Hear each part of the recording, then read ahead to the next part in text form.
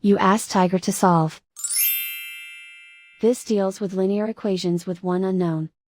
The final result is x equals 4. Let's solve it step by step. Simplify the expression. Simplify the arithmetic. Group all constants on the right side of the equation.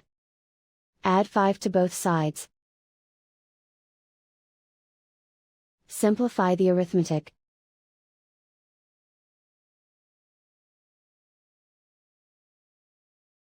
Isolate the x. Divide both sides by 6.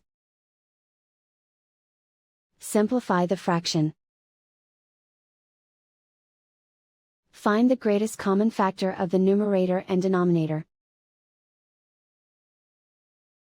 Factor out and cancel the greatest common factor.